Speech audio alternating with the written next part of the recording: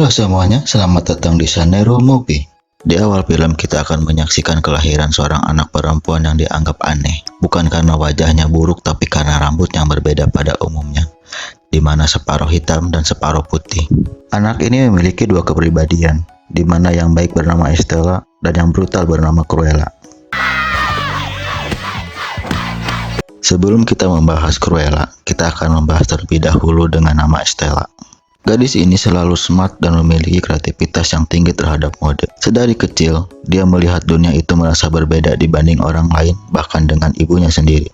Ibunya merasa tantangan bukanlah berasal darinya, melainkan dunialah yang menjadi tantangan terbesar untuk anaknya itu. Ibunya sangat mengkhawatirkan akan penampilan anaknya, namun Estella kecil malah sangat semangat dengan penampilannya.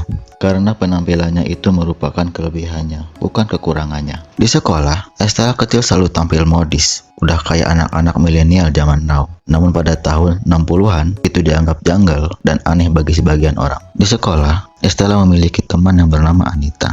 Dan di sana pula dia menemukan seekor dogi yang diberi nama Buddy, yang menjadi kekhawatiran ibunya itu jadi kenyataan, di mana setiap hari Estella selalu saja berantem sama anak laki-laki di sekolahnya. Tapi cuman dia yang selalu dihukum sama kepala sekolah. Di sekolah itu, setiap kesalahan akan mendapatkan satu cap stempel. Namun Estella kecil nggak ada kapok-kapoknya berbuat kesalahan. Saking banyaknya kesalahan yang dibuat, Estella sampai dikeluarin dari sekolahnya.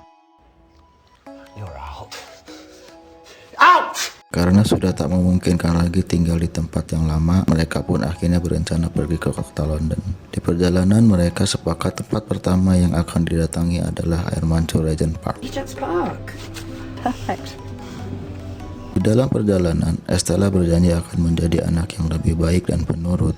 Namun sebelumnya, sang ibu akan menemui temannya terlebih dahulu di sebuah kastil untuk meminta bantuan masalah ekonomi agar mereka bisa hidup di London nantinya. Setibanya di tempat yang dituju oleh sang ibu, Estella diberikan sebuah kalung yang merupakan pusaka keluarga yang berharga. Setelah memberikan kalungnya, Estella diminta untuk menunggunya di dalam mobil. Namun, karena Estella itu anak yang selalu ingin tahu, akhirnya dia keluar dari mobil dan menyelinap ke dalam kastil. Sebelum masuk ke dalam kastil, Estella melihat ibunya ngobrol sama om botak yang bernama John.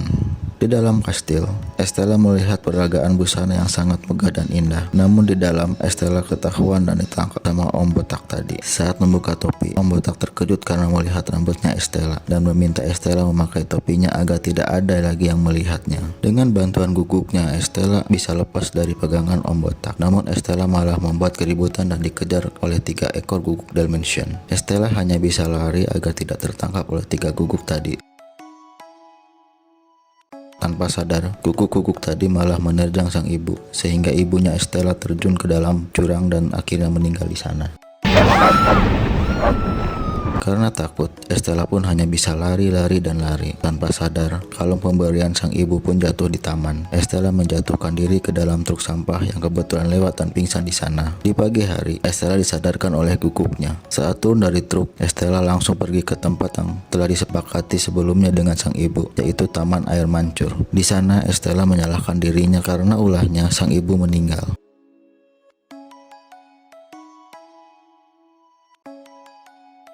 Di air mancur itu, Estella berkenalan dengan 2 orang pencuri yang bernama Jasper dan Horace. Mereka pun memiliki anjing kecil bernama Wing. Baru juga berkenalan, tiba-tiba ada polisi dan mengejar mereka. Mereka pun lari dari kejaran polisi. Begitu juga dengan Estella. Dia mengikuti Jasper dan Horace ke tempat persembunyiannya. Di tempat persembunyian 2 pencuri tadi, Estella ditawari menjadi pencuri. Estella awalnya menolak karena dia ingin menjadi desainer, bukan jadi pencuri. Ketika Estella membuka topi, awalnya Jasper dan Horace terkejut akan warna rambutnya. Karena tidak ada pilihan lain, Estella pun menerima dan merubah warna rambutnya. Singkat cerita, 10 tahun pun berlalu.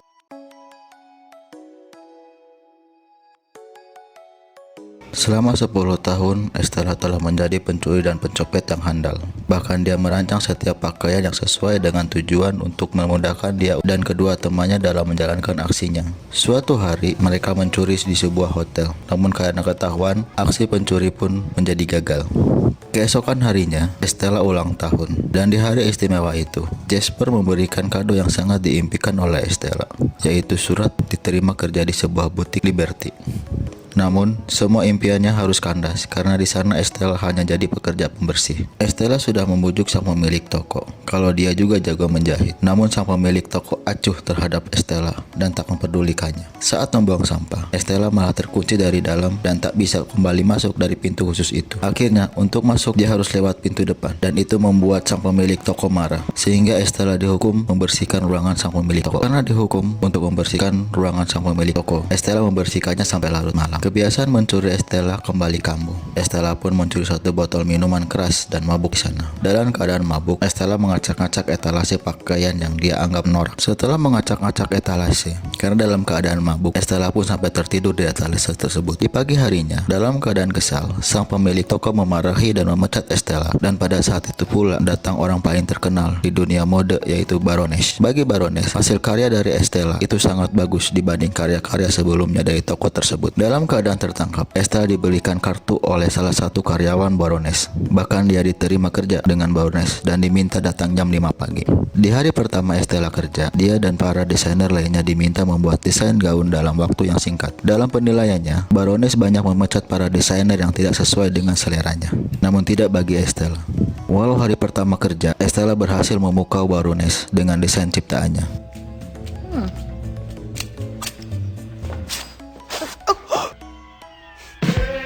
Keesokan harinya, Estella jalan-jalan di kota dan melihat butik kecil yang menjual gaun berwarna merah hasil karyanya. Toko tersebut dijaga oleh Arti dan Estella pun merasa bangga. Di hari selanjutnya, Estella diminta menyiapkan sarapan sesuai dengan yang Baroness minta. Saat akan menyuguhkan makanan, Estella melihat ada dua rekan Baroness yang sedang dimarahi olehnya. Di sana, Estella memperhatikan kalau Baroness itu seperti orang psikopat yang kejam dan tak berperasaan. Pada saat Estella memberikan sarapan yang diminta oleh Baroness, Estella dinilai baik oleh Baroness. Dengan kemampuan yang dimiliki olehnya, Estella dengan cepat mendapat perhatian dari Baroness. Bahkan Estella sampai diajak ke tempat kediaman milik Baroness dalam membuat rancangan. Di sana Estella tak sengaja melihat berangkas milik sang bos. Keesokan harinya, ketika Estella membuat desain di ruang kerja Baroness, Estella menyadari kalau Baroness mengenakan kalung miliknya yang pernah ia jatuhkan di taman dahulu. Namun alangkah terkejutnya Estella saat menanyakan masalah kalung itu. Baroness mengatakan kalau kalung itu miliknya yang dahulu pernah sempat dicuri oleh pegawainya. Dan pada saat pegawai itu kembali, dia malah terjatuh ke jurang dan mati di sana. Estella sangat tidak terima kalau ibunya disebut seorang pencuri.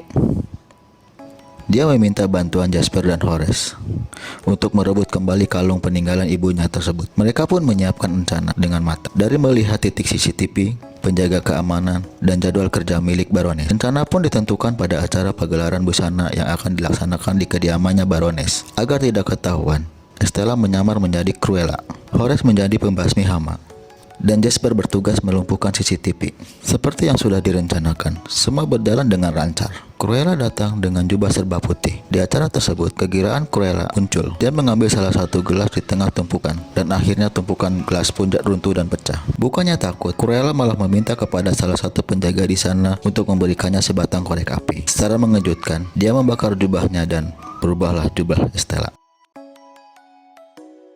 Di acara itu, Estella menjadi perhatian para tamu dan juga para jurnalis. Salah satu jurnalis mengenali Cruella dari rambutnya, yaitu Anita, teman masa kecilnya Cruella. Di sana, Cruella masih saja berulah dengan membuat keributan agar bisa mencuri kunci berangkas dari salah satu penjaga milik Baroness. Namun, semua rencana Estella gagal setelah tahu kalau kalung yang diincar malah dipakai sendiri oleh Baroness. Agar tak menambah kekacauan, Om Botak menangkap Estella dan menyerahkannya kepada Baroness. Karena merasa teman-temannya dalam bahaya, Jasper keluar dan menghidangkan makanan berisi tikus ke hadapan Baroness. Dan seketika terjadi kekacauan lagi. Dengan tangan yang sudah terlatih, segera Cruella mengambil kalung dari leher Baroness dan memberikannya ke Buddy. Namun Buddy dengan cepat ketahuan, sehingga Baroness meniup peluit khusus untuk ketiga guguknya. Di sana, Estella termenung dan sadar kalau dulu ibunya meninggal karena ulah Baroness. Kalung yang harusnya dibawa oleh Buddy malah kemakan oleh salah satu guguknya Baroness. Karena merasa gagal, mereka dengan segera kabur dari acara itu.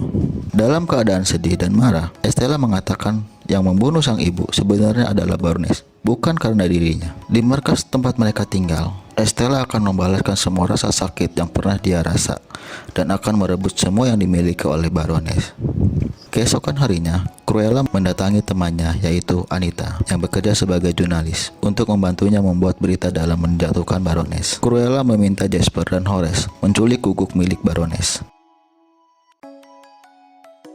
Dengan bantuan Artie dalam membuat gaun yang dirancang Estella untuk mempermalukan Baroness.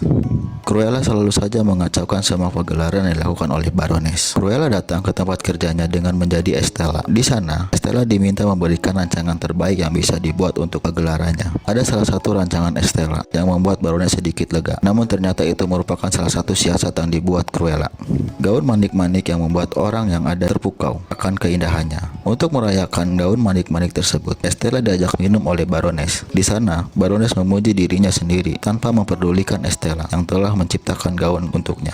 Baginya, Estella hanyalah karyawan yang bisa di kapan saja dibuang dan tak berguna. Di malam harinya, Jasper dan Horace dengan sengaja mengacau di tempat kerja Estella, seolah-olah akan mencuri gaun untuk pagelaran busana. Namun ada satpam yang mengetahui. Esok harinya, gaun-gaun yang akan ditunjukkan pada acara besar disimpan di berangkas yang sangat besar dan aman agar Cruella tidak bisa mencurinya. Padahal itu adalah rencana Cruella. Pas acara pagelaran, kunci berangkas tak bisa dibuka.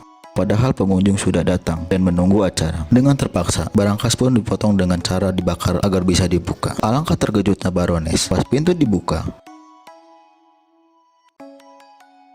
Banyak sekali kupu-kupu yang keluar dari sana dan menyerang para tamu yang hadir, sehingga para tamu dan jurnalis yang sudah menunggu dari tadi ikut berhamburan keluar. Ternyata manik-manik yang dibuat oleh Estella merupakan kepompong kupu-kupu. Baroness yang masih dalam keadaan kesal karena pagelaran busananya gagal. Ternyata di luar, Cruella mengadakan fashion show dengan gaun yang menarik.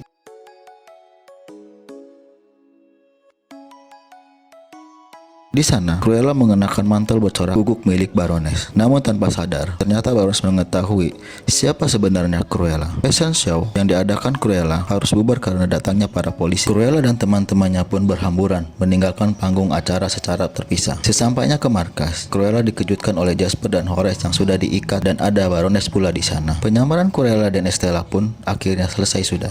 Cruella pun ikut diikat di kursi dan dengan kejamnya Baroness membakar markas yang sudah lama Cruella dan temannya tempati. Sebelum dibakar, Cruella mengatakan kepada Baroness bahwa dia ingin membalas dendam kepada Baroness, mulai dari kalung dan pembunuhan yang dilakukan Baroness kepada sang ibunya. Dalam kepayahan dan kebakaran, Cruella melihat bayangan yang menyelamatkannya. Namun, Cruella pun pingsan. Pas sadar, Cruella ternyata ada di rumah Om Botak, sedangkan kedua temannya ditahan di kantor polisi. Di rumah Om Botak, dia memberikan kalung yang diincar oleh Cruella, dan di kalung itu ada sebuah kunci rahasia. Cruella pun tak tahu untuk apa kunci itu. Om Botak memberikan kotak yang bisa dibuka oleh kunci dari kalung itu. Pas dibuka, di sana terdapat rahasia besar yang tersembunyi. Dari kotak itu terungkap bahwa Baroness adalah ibu kandung dari Cruella. Di mana pas Cruella lahir, Baroness minta Om Botak yang waktu itu masih ada rambutnya untuk membunuh Cruella, namun tidak dilakukannya. Bayi itu diberikan kepada pelayan di sana untuk diselamatkan. Dari sana juga bisa disimpulkan kalau kejeniusan dan kegilaan yang dimiliki oleh Cruella menurun dari sang ibu. Setelah mendengar berita tersebut, makin hancur hati Cruella. Dari rumah Om Botak, Cruella mencuri motor tukang pos untuk pergi dari sana. Tujuan yang pertama adalah air mancur. Di sana dia menumpahkan kesedihan.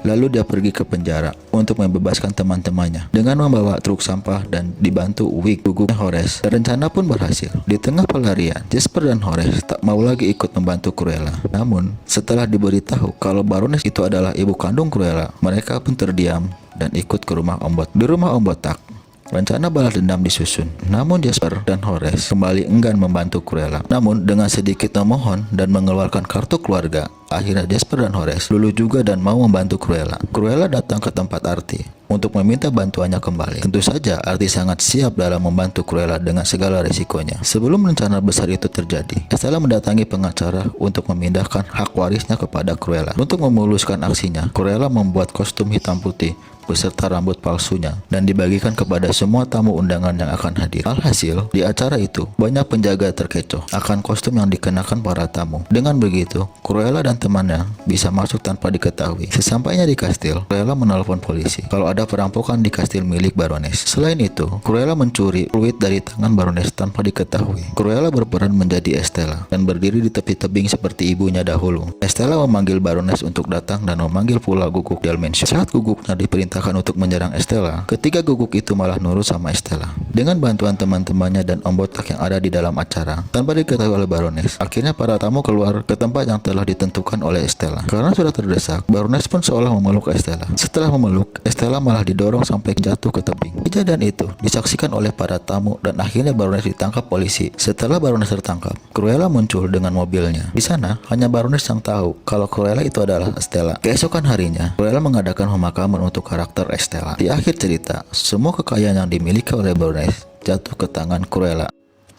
Dan film pun udahan. Jangan lupa like, komen, dan subscribe ya.